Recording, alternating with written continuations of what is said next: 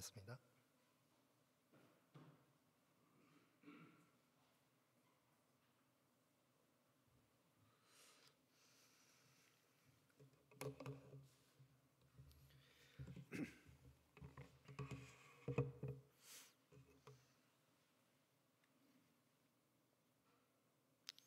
우리 사랑하는 성도 여러분, 안녕하십니까? 행복한 안식일 저녁입니다. 오늘 저녁은 기도할 수 있는데 왜 염려하십니까? 이런 말씀의 제목을 가져오게 되었습니다.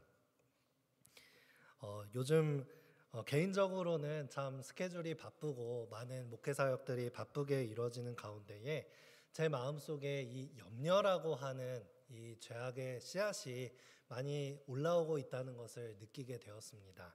그러면서 한 찬양을 듣게 되었는데, 이 기도할 수 있는데 왜 염려하십니까? 이런 찬양의 가사를 보면서 위로를 받고 하나님께 문제를 맡기는 가운데 평안을 발견하게 되었습니다. 오늘 이 예배 시간을 통해서 우리 마음을 자주 사로잡는 이 염려의 씨앗을 제하시고 하늘에서 주는 평안을 누리게 되시기를 간절히 바라겠습니다. 우리 하나님의 말씀 빌립보서 4장 6절에서 7절 말씀을 보시겠습니다. 이 말씀을 제가 봉독해 올리도록 하겠습니다. 아무것도 염려하지 말고 다만 모든 일에 기도와 간구로 너희 구할 것을 감사함으로 하나님께 아뢰라. 그리하면 모든 지각에 뛰어난 하나님의 평강이 그리스도 예수 안에서 너희 마음과 생각을 지키시리라. 아멘. 우리 여러분께서는 염려를 많이 하시나요? 아마 성격에 따라서도 염려를 많이 하시는 분도 있고 어떤 일들을 대수롭지 않게 넘기시는 분들도 있을 것 같습니다. 하지만 누구도 부인할 수 없는 것은 우리 마음속에 자주자주 이 세상의 많은 일들로 염려가 생긴다는 것입니다.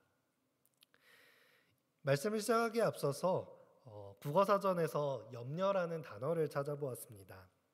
어떤 뜻을 가지고 있는가? 앞일에 대하여 여러 가지로 마음을 써서 걱정함. 그리고 비슷한 말로는 걱정, 고민, 괴념이라고 하는 단어를 뽑고 있더라고요. 네, 염려는 앞일을 걱정하는 것입니다. 아직 일어나지 않은 일에 대한 걱정과 근심을 하는 것이죠.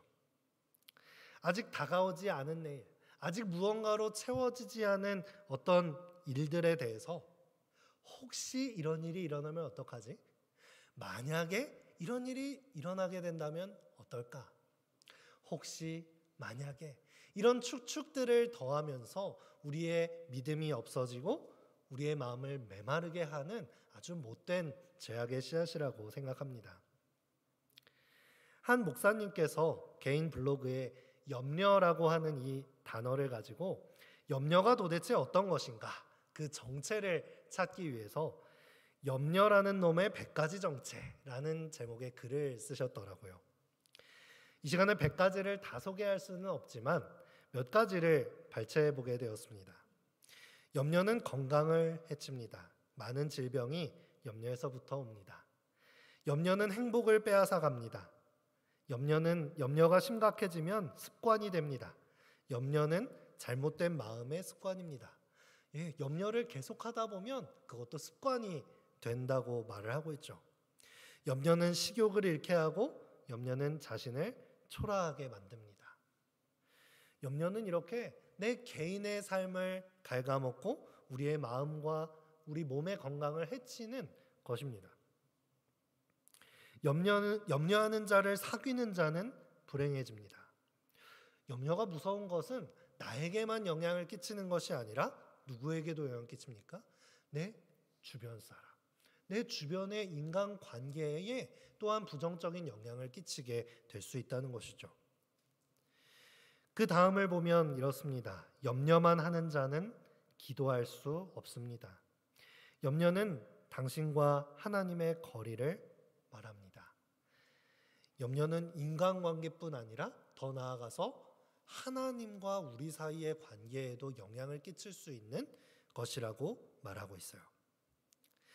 마음에 와닿는 항목이 있어서 마지막을 92번으로 가져오게 되었는데요.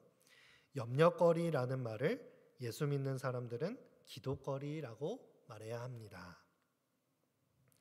우리 염려의 나머지 100가지의 정체가 궁금하신 분들은 인터넷에 염려의 100가지 정체 이렇게 쓰시면 이 글을 쉽게 찾아보실 수 있을 것입니다. 염려라고 하는 것은 사실 우리가 이렇게 정의를 찾거나 여러 가지를 찾아보지 않더라도 우리의 생각 속에 적어도 또 그리스도인들의 생각 속에 좋은 것이 아니라는 것을 우리는 자주 떠올릴 수 있습니다. 이렇게 부정적인 생각, 우리에게 좋지 않은 것임을 알면서도 염려를 왜 할까요? 또 염려는 누가 하는 걸까요? 성경에 이 염려, 걱정, 근심 이런 단어들을 우리가 찾아보게 될 때에 정말 많은 에피소드들을 성경에서 만나게 된다는 것을 보게 됩니다. 성경에서 이 염려를 찾아보면 가장 먼저 만나는 사람은 바로 아브라함입니다. 아브라함은 지금도 우리에게 믿음의 조상이라고 불리우며 하나님과 언약을 맺은 사람, 하나님의 언약을 따라 자신의 고향을 떠나 믿음을 발휘했던 믿음의 조상입니다. 이런 아브라함에게 염려가 있었을까요? 창세기 21장에는 아브라함이 그 아들을 위하여 그 일이 깊이 근심되었더니 라고 말하고 있습니다. 하나님의 언약을 통해 태어난 그 아들을 향한 근심이 무엇이 있을까 싶지만 하나님이 약속하신 아들을 얻기 전에 아브라함이 인간적인 방법으로서 얻었던 아들 이스마엘, 이삭과 이스마엘 사이에 일어나는 갈등, 그리고 그 어미들의 관계 속에서 일어나는 갈등을 바라보면서 한 가정의 가장이었던 아브라함은 깊이 근심하였던 것입니다. 성경에서 우리들을 향하여, 그리스도인들을 향하여 염려하지 말라고 자주자주 권면하였던 바울. 이 바울도 사실은 염려하고 있었던 모습을 우리는 발견하게 됩니다. 빌립보서 2장 27절에는 내 근심 위에 근심을 하나님께서 면하게 하셨다라고 바울이 고백하는 것을 보게 되는데요. 바울도 많은 고민이 있었습니다. 특별히 빌립보서의 내용은 자신의 제자였던 에바브로디도가 많이 아팠던 것을 보게 됩니다. 이 부분에서는 이 에바브로디도가 얻은 질병으로 인해서 근심 위에 근심이 쌓이고 그 근심이 꼬리에 꼬리를 물고 일어나는 이 세상의 모습을 보게 됩니다. 하나님의 복음 사업을 열심히 하던 에바브로디도가 그만 큰 질병을 얻게 된 것입니다. 질병을 얻게 되었을 때 가장 큰 염려를 하는 것은 누구이겠습니까? 당사자입니다. 당사자가 이 하나님의 일을 하면서 이 질병을 얻었음에 인하여 근심하게 된 것이죠. 그리고 그 염려가 누구에게 옮겨갈까요? 이 에바브로디도를 고향에서 데려다가 하나님의 사업을 함께 하자고 권고하였던 스승 바울. 그 바울의 근심도 그 근심 위에 쌓이게 된 것입니다. 그리고 저 먼 타향에서 하나님의 일을 한다고 환송하였는데 그 아프다는 소식을 들었던 이 고향 사람들, 그 교회의 성도들은 또 어땠을까요? 그 마음속에 근심을 더할 수밖에 없었던 것이죠. 우리가 이 말씀을 통해서 알 수 있듯이 하나님께서 이 상황을 긍휼히 여기사 에바브로디도의 질병을 낫게 해주셨다는 사실을 우리는 알 수 있지만 바울도 그러한 하나님을 믿고 있었음에도 불구하고 무엇했다는 거예요? 염려를 가지고 있었다는 것을 우리는 알 수 있습니다. 우리에게 예언의 말씀을 전달했던 엘렌 G 화이트는 어땠을까요? 그녀는 염려하는 것이 좋지 못하다는 권면을 우리에게 자주 했음에도 불구하고 그녀의 자서전을 보니까 계속해서 염려했다는 것을 확인할 수 있습니다. 자신의 아들이 몸이 안 좋아서 빨리 죽게 됨으로 인하여 염려하였다. 복음 사업 때문에 그녀는 계속해서 집을 옮겨 다닐 수밖에 없었는데 이 상황 속에서 자신의 자녀가 자라날 환경에 대해서 염려할 수밖에 없었다. 그녀의 남편의 건강이 좋지 않았기 때문에 그것으로 인하여 염려하였다. 여러분, 이렇게 보면 염려는 특별한 사람만 하는 것은 아닌 것 같습니다. 아니, 특별한 사람이라고 해서 그 염려의 짐이 덜어지는 것은 아닌 것이죠. 아브라함이나 바울이나 엘렌 지 화이트가 했던 염려가 저희들이 가진 염려와 크게 다르지 않다는 것을 볼 수 있는 것이죠. 네, 우리는 모든 사람이 하는 것이 바로 염려입니다. 이 죄악 세상을 살아간다면 이 염려라고 하는 씨앗을 우리 마음속에 피할 길이 없는 것입니다. 시물교훈 51페이지에는 이렇게 기록되어 있습니다. 어떤 계층의 사람들을 막론하고 세상의 염려로 시험을 받지 않는 사람은 없습니다. 가난한 사람은 가난한 사람대로 염려하는 것이고요. 부자인 사람은 부자인대로 염려하는 것이죠. 학생은 학생대로, 청년은 청년대로. 장년이 되고 노년이 되면 인생을 오래 살았기 때문에 인생의 해답을 갖고 염려가 없어지던가요? 그렇지 않은 것입니다. 어린 아이에게 물어봐도 그 마음속에 염려는 있는 것이죠.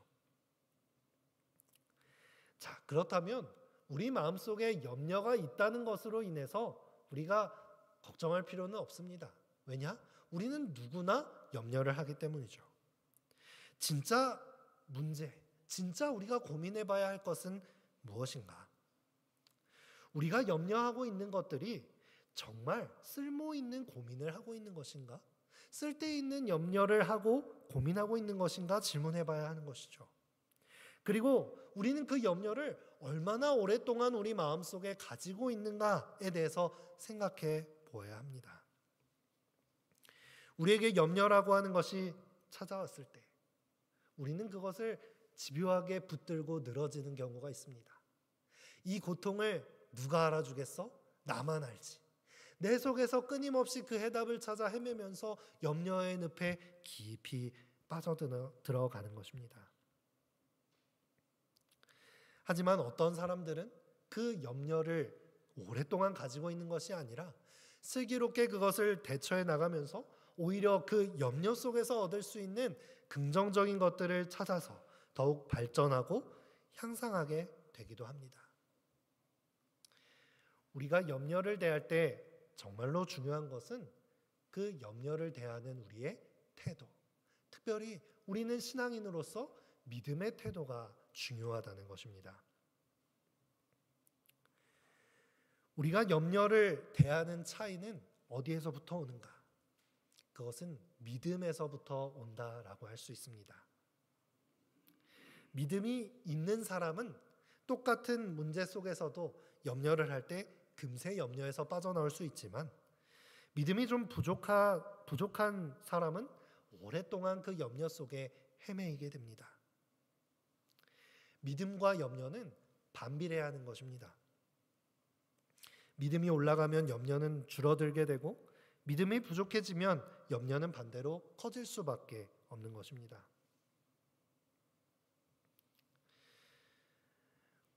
우리가 염려를 하는 것이 문제가 아닙니다. 그 상황 가운데 우리의 믿음의 태도를 점검하고 다시금 그 염려를 직면하여 해결해 나가는 것이 중요하다는 것입니다. 그렇다면 이렇게 나쁜 염려, 백해무익한 염려를 우리는 왜 하게 되는 것일까요? 성경은 이렇게 이야기하고 있습니다. 누가복음 12장 22절입니다. 예수님께서 제자들에게 이렇게 말씀하십니다. 너희 목숨을 위하여 무엇을 먹을까? 몸을 위하여 무엇을 입을까? 염려하지 말라. 지금 예수님께서 제자들에게 이것에 대하여 염려하지 말라라고 권면하고 있다는 것은 사실 제자들이 무엇을 염려하고 있다는 거예요? 이것에 대해서 염려하고 있다는 것을 말합니다. 그런데 여러분, 예수님께서 곁에 계시는데 왜 이런 염려를 하게 될까요? 이 제자들이 예수님께서 오병이어 기적을 베푸셨습니다. 보리떡 5개와 물고기 2마리로 수천 수만 명을 먹이신 장면을 목격하였습니다. 그러면 우리가 먹는 일에 대해서 걱정하지 않아도 되는 것 아니겠습니까?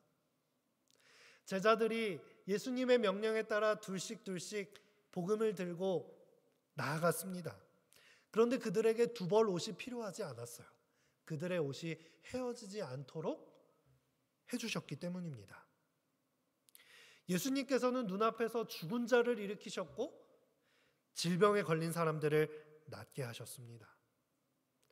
그것들을 다 옆에서 경험한 제자들이 이것들에 대해서 염려하고 있다는 것입니다. 그 이유가 무엇이겠습니까? 물리적으로 제자들은 예수님 곁에 동거동락하였고 예수님을 옆에 두었습니다. 하지만 그들의 마음은 예수님과 동떨어져 있었다는 것이죠.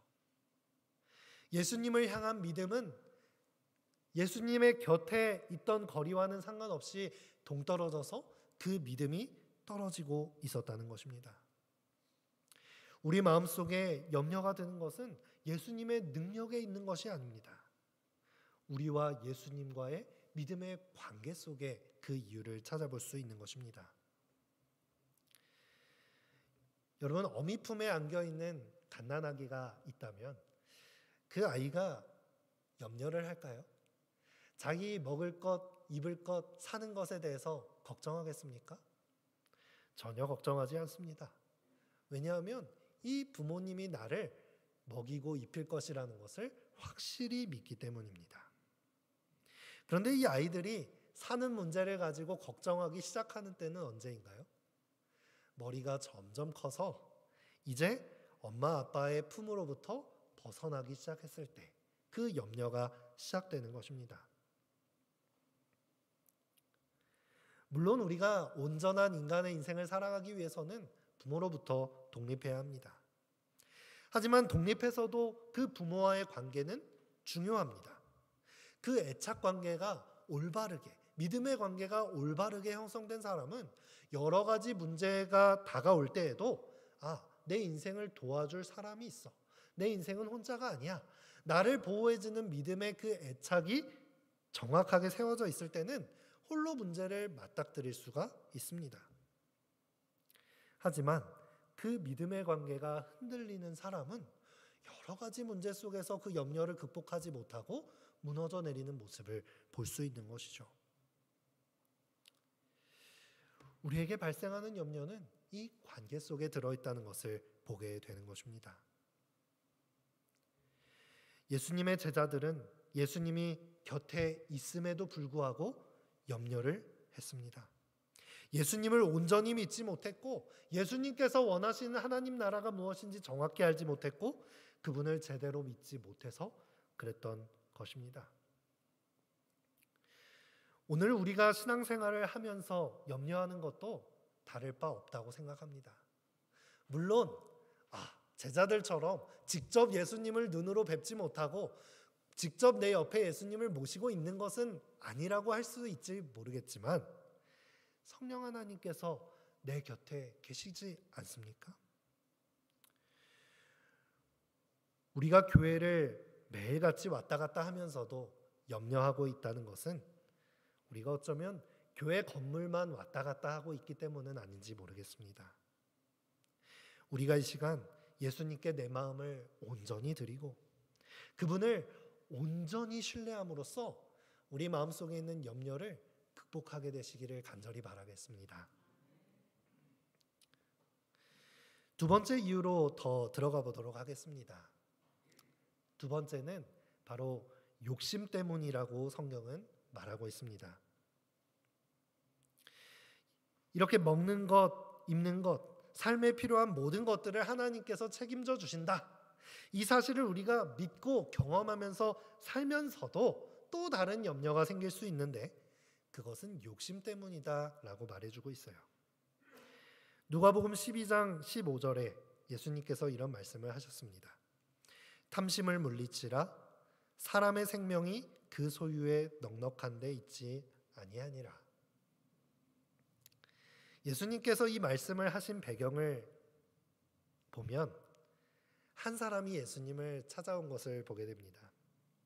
예수님께 찾아와서 예수님, 저희 부모님이 돌아가시고 유산을 받게 되었습니다. 그런데 제 형님이 이 유산을 다 차지하려고 합니다. 이것을 좀 나누어 갖는 게 맞지 않겠습니까? 자기 혼자 다 가지려고 하니까 이 형님을 좀 뭐라고 해주십시오. 여러분, 이게 틀린 말인가요? 틀린 말이 아니죠. 세상의 이치를 살아갈 때에, 이치를 따지고 봤을 때에 공평하게 나눠 갖는 것이 맞습니다. 그런데 예수님께서 말씀하시는 거예요. 누구에게요? 형에게 말씀하십니까? 아니죠. 그 찾아온 동생에게 말하는 것입니다. 탐심을, 욕심을 없애버려라. 우리가 자세히 알 수는 없지만 사실 이 형제가 부모의 유산이 없어서 못 사는 사람들은 아니었을 거예요. 어쩌면 이 문제가 일어나기 전까지는 우애가 좋은 형제였을지도 모르겠습니다. 예수님께서 이 상황에 탐심을 없애버려라 라고 권면하시는 이유는 비현실적이고 이상적인 어떠한 기준을 제시하는 것이 아니라 오히려 이 욕심과 염려로 인해서 생긴 불행에서부터 벗어나는 것이 먼저라는 것을 말해주는 것입니다.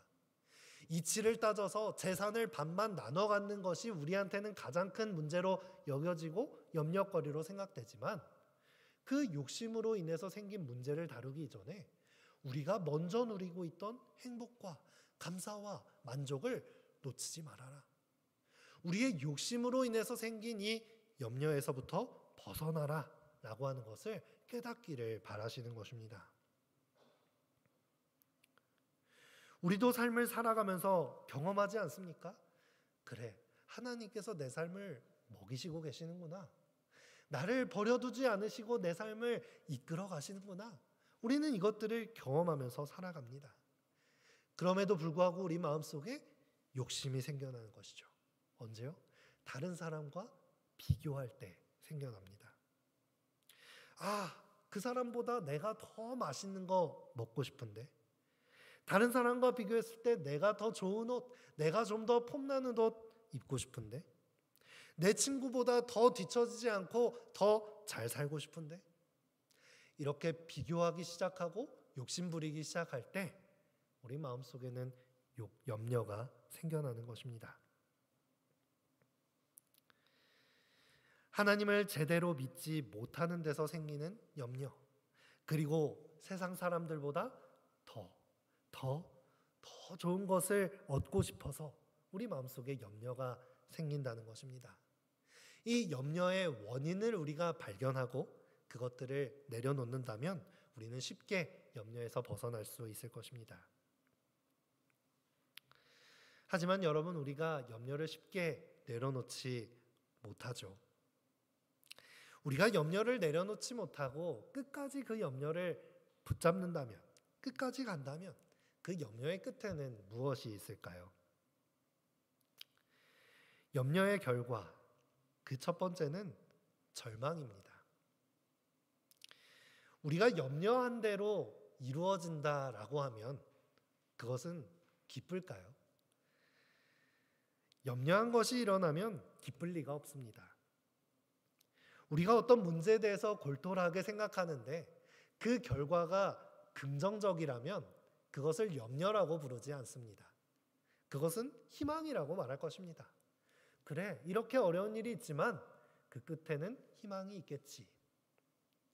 하지만 염려는 그 끝을 부정적으로 생각하고 계속해서 끝없이 만약에 혹시라는 조건을 붙이며 부정적인 결과를 생각하는 것입니다. 그러니까 염려를 끝까지 붙잡고 간다면 그 끝에는 무엇만 기다리고 있는 거예요? 절망이 기다리고 있는 것입니다. 염려는 그 속성이 꼬리에 꼬리를 물고 일어나게 됩니다. 제가 학생들을 만나다 보면 그 염려가 참 습관이 된 친구들을 만나게 됩니다.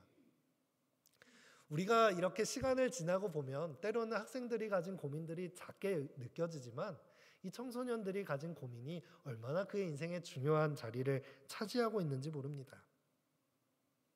한 학생이 감기가 걸려서 중간고사에서 시험을 망쳤습니다. 그러면 우리가 뭐라고 위로해 줄 수 있을까요? 다음번엔 컨디션 관리를 잘해서 우리 기말고사 잘 보면 되지. 이렇게 위로를 할 것입니다. 그런데 이 걱정에 휩싸인 학생은 쉽게 그 위로를 받아들이지 못합니다. 다음번에도 컨디션 관리를 잘 못하면 어떡하지? 기말고사도 망치면 어떨까? 좋은 대학을 가지 못하면 어떡하지? 그래서 좋은 대학도 가지 못하면 직업도 잘 갖지 못할 텐데, 올바른 직업을 갖지 못하면 내 이상형을 만나서 결혼하기는 더 어려워질 거야. 점점점 작은 염려에서부터 시작된 그 세상에 대한 염려는 꼬리에 꼬리를 물고 그 크기를 더 불려 나가는 것입니다. 염려의 꼬리를 물고 따라가다 보면 그 끝은 절망인 것이죠. 두 번째 염려의 끝은 에너지 낭비입니다. 우리가 염려에 대해서 끊임없이 에너지를 쏟습니다. 내게 찾아온 문제를 가지고 골똘히 고민하면서 그것들을 염려하면서 불평하고, 또 다른 많은 사람들에게 염려를 나누면서 계속해서 염려를 퍼뜨리죠. 우리가 자동차를 탈 때에 기어가 있습니다. 기어를 N, 중립에 놓고 엑셀레이터를 밟으면 어떻게 되나요? 소리만 날 뿐 자동차가 움직여지지 않습니다. 자동차가 움직여지지 않는다고 기어를 바꾸지 않고 여전히 엑셀레이터만 세게 밟는다면 어떨까요? 소리는 더 요란해지지만 자동차는 그 자리에서 꿈쩍도 하지 않는 것입니다. 여러분, 염려는 이와 같은 것입니다.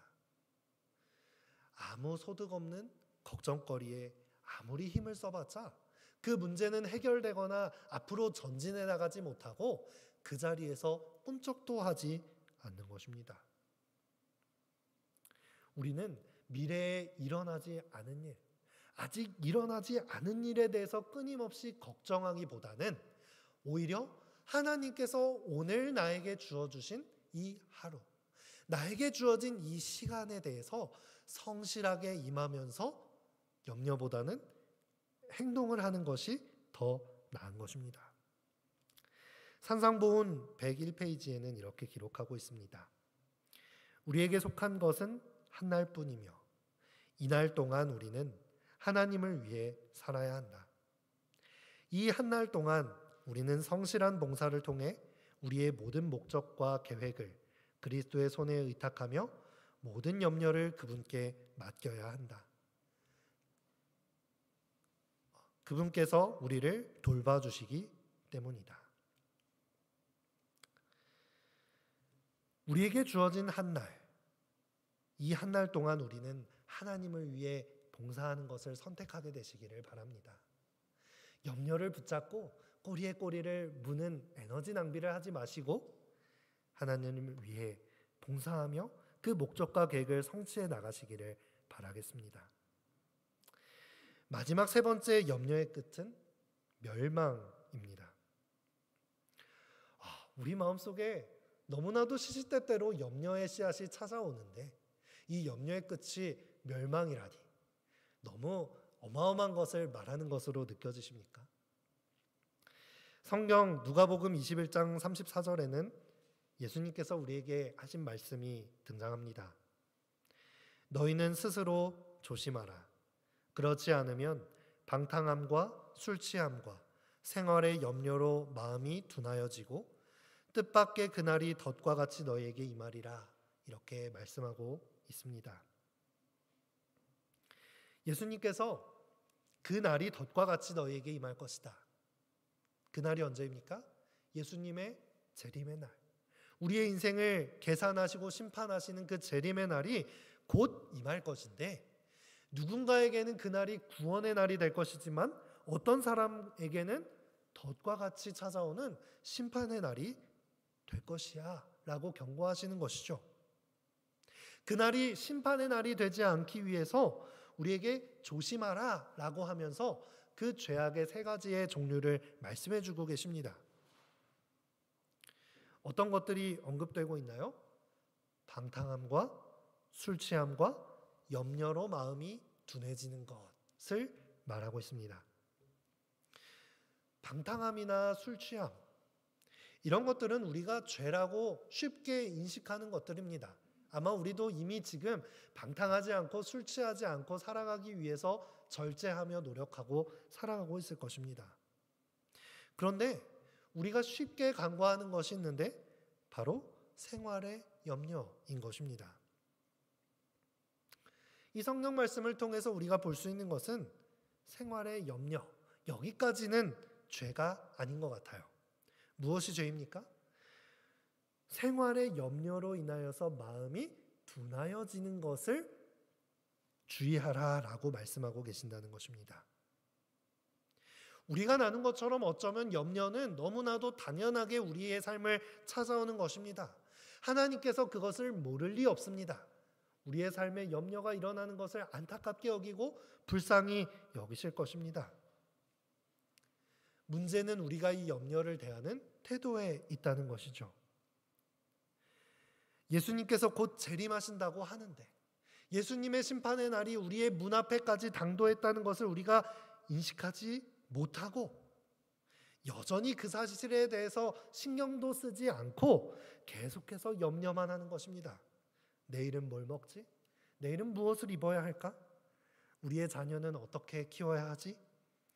나의 여건은 이렇게 됐는데 어떻게 해야 하지? 계속해서 생활의 염려로 하나님께서 우리에게 바라시는 뜻에 대해서 둔해지는 것. 그것은 당연한 것이 아니라는 것입니다.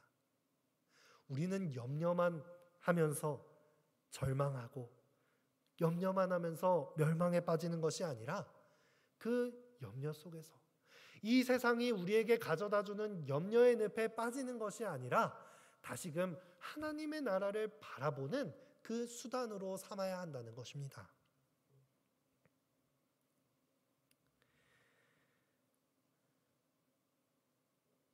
내 삶에 염려가 찾아왔을 때 거기에 나의 온 마음을 쏟아서 그 늪에 빠지지 않게 되기를 간절히 바라겠습니다. 다시 한번 하나님의 복음과 재림의 소망에 우리의 초점을 맞추고 그 염려의 늪에서 능히 빠져나올 수 있게 되기를 간절히 바라겠습니다. 자, 그렇다면 우리는 어떻게 염려를 물리칠 수 있을까요? 첫 번째는 일반적인 방법이라고 생각합니다. 첫 번째로 염려의 순기능에 집중하라는 것입니다. 염려가 100% 나쁘기만 한 것은 아닙니다. 누구에게나 염려가 찾아오는데 이 염려는 순기능이 있다는 것이죠. 아브라함에게도 바울에게도 엘렌 지 화이트에게도 염려가 찾아왔습니다. 염려를 하지 말라고 설교하고 있는 제 마음속에도 염려가 찾아옵니다. 하지만 그 염려가 우리의 삶을 긍정적인 방향으로 끌고 갈 수도 있다는 것이죠. 순기능을 취하는 것입니다. 염려가 찾아오면 우리는 긴장하게 됩니다. 우리의 삶에 어떤 문제가 올 수 있겠구나. 긴장을 하고 그 문제를 어떻게 극복할 수 있을까? 계획을 하게 됩니다. 그리고 그 계획한 대로 잘 준비하여서 염려하였던 것이 일어나지 않을 수 있도록 결심하고 노력하는 삶. 이것은 어쩌면 염려가 가져오는 순기능들을 우리가 취할 수 있는 것이죠. 두 번째부터는 우리에게 더 중요한 비결입니다. 두 번째는 말씀을 붙잡으라 라고 하는 것입니다.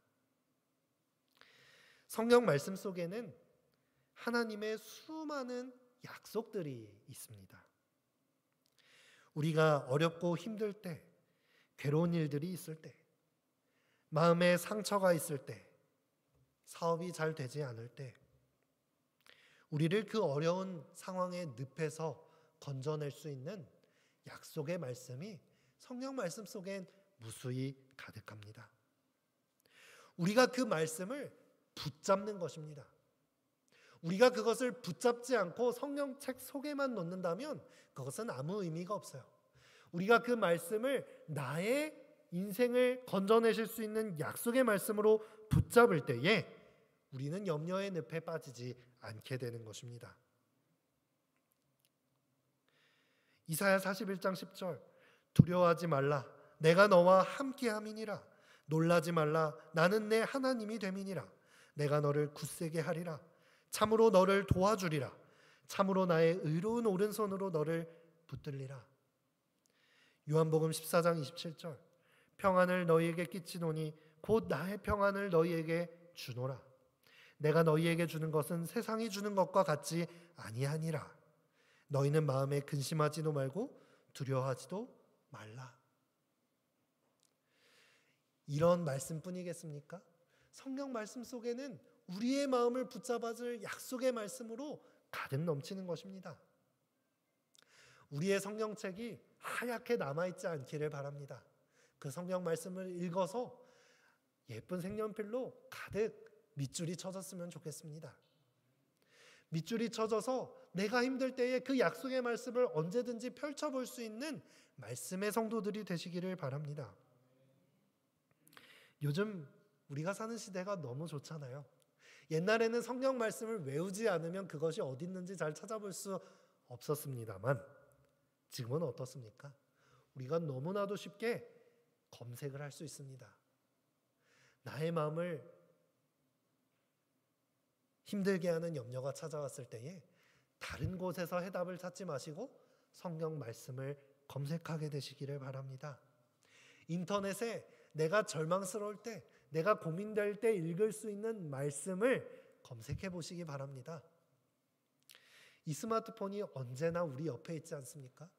언제나 내 옆에, 내 침대 머리맡에 가까이 두고 있는데 그것을 유튜브 보고 드라마 보는 데만 사용하면 되겠습니까? 우리 곁에 항상 말씀이 있다는 것. 사단은 이렇게 우리 곁에 언제나 있는 이 말씀이 의미 없게 그 능력을 잃어버리는 것, 그것을 가장 좋아하는 일일 것입니다. 우리 곁에 있는 말씀을 우리의 염려를 건져낼 훌륭한 도구로 사용하게 되시기를 바랍니다. 마지막으로 세 번째는 기도하는 것입니다. 우리가 말씀을 보고 그래, 내가 염려하는 것을 다시 한번 소망으로 해석하는 것은 어쩌면 방어 도구인 것 같습니다. 조금 더 수동적으로 우리의 염려를 방어하는 것이라면 기도는 직접적으로 우리가 가진 염려를 무너뜨리는, 그것을 공격할 수 있는 무기가 될 것입니다. 빌립보서 4장 6절,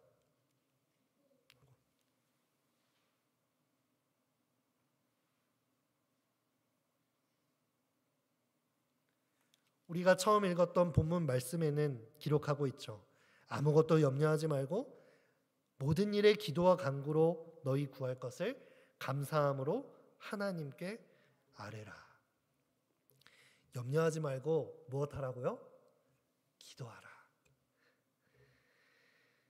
하나님께서 염려가 찾아왔을 때 그것을 능히 물리칠 수 있는 공격의 무기가 바로 기도입니다. 누구에게나 염려는 찾아옵니다. 내가 염려할 거리가 많다고 해서 여러분 패배주의에 빠져들지 마십시오. 인생의 허무함에 빠져들지 마시기 바랍니다. 믿음의 사람은 그 염려를 뚫고 그 염려를 넘어뜨리고 감사의 사람이 될 수 있다는 것입니다. 아까 우리 말씀드렸죠? 염려거리는 그리스도인들에게 염려거리가 아니라 무엇이다? 기도거리이다. 염려를 하게 되는 제목들은 우리의 기도 제목이 되는 것입니다. 우리가 염려할 시간에 빠르면 빠를수록 좋습니다. 빠르게 기도의 자리로 나아가서 그 염려거리를 하나님께 아뢰시기 바랍니다. 친구나 부모님에게 그것을 전화하는 것이 아니라 기도의 자리로 나아가 무릎을 꿇고 기도하시기 바랍니다. 기도의 능력을 경험하시기 바랍니다. 우리가 기도할 때에 하나님께서는 그 염려를 감사로 바꿔주십니다. 염려에다가 염려를 붙이면 절망이 됩니다. 염려에 아무리 더 좋은 염려를 갖다 붙여봤자 그것은 절망으로 끝날 수밖에 없지만, 염려에 기도를 붙이면 무엇이 됩니까? 감사가 되는 것입니다. 하나님께서는 우리가 행복하게 살기를 원하십니다. 우리가 근심하고 염려하는 것은 하나님의 본심이 아니십니다. 하지만 우리의 삶 속에 많은 염려의 가시들이 있도록 놔두신 것은 우리가 그 가시들을 들고 하나님께 나오기를 바라기 때문입니다. 염려가 기도로 바뀌는 순간 그 다닥다닥 붙어있던 염려의 가시들이 꽃을 피워서 아름다운 장미꽃처럼 예쁜 감사의 제목들이 피어나리라 믿습니다. 하나님께서 우리에게 바라시는 행복, 그것을 우리의 염려 가운데 찾게 되시기를 간절히 바라겠습니다. 염려가 찾아왔을 때 하나님의 말씀과 기도로 그 염려를 무찌르고 다시 한번 힘차게 오늘 하루를 살아갈 수 있는 힘을 얻게 되시기를 간절히 바라며 오늘 말씀을 마치겠습니다.